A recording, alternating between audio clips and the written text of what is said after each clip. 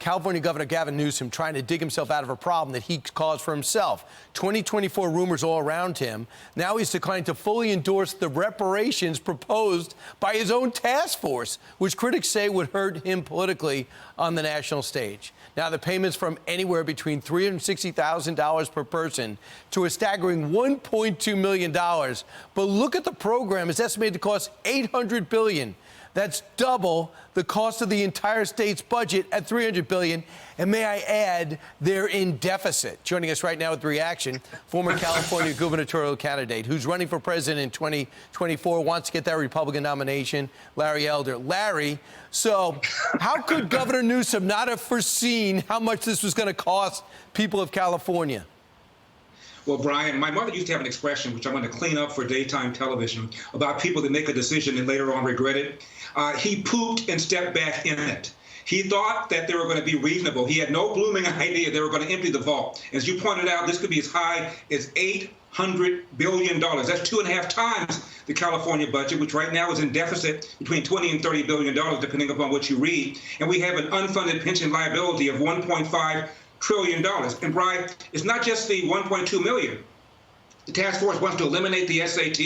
They want free rent for black people. They want to restore the right to vote for convicted felons. And people right now who are behind bars should vote. They want free health care. They want to restore affirmative action, even though California voted twice against it, most recently in 2020. And they want an apology for slavery, even though California wasn't a slave state. And maybe a couple of steaks and Lakers tickets. Who knows? Right. Larry, weren't you called the black face of white supremacy? Does that still stand?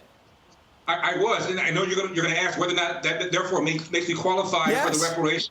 I'm not quite sure. By the way, Kamala Harris's father admitted he owned slaves in his ancestors' background, and her mother is from India. So does Kamala Harris get a check, or does she cut a check? What about Colin Kaepernick? He was raised by his adopted white parents. Do his adopted white parents pay him reparations? It gets pretty complicated. Right. I'm pretty sure that's not going to work. Here's what Newsom said.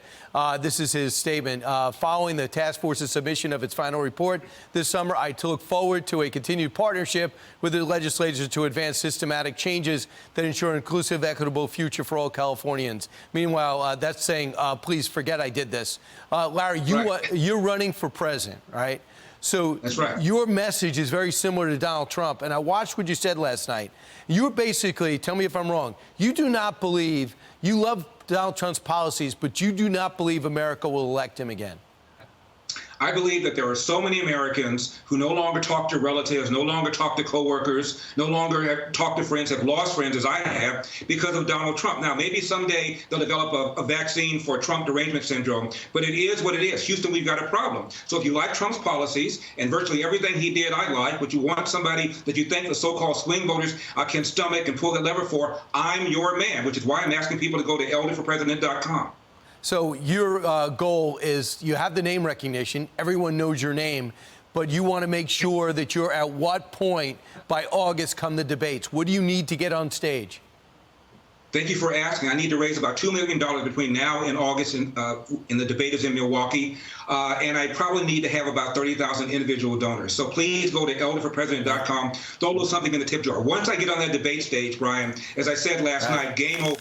All right. Larry Elder, go get him. Always great to talk to you, Larry. Appreciate it. You too. I'm Steve Ducey. I'm Brian Kilmeade. And I'm Ainsley Earhart. And click here to subscribe to the Fox News YouTube page to catch our hottest interviews and most compelling analysis.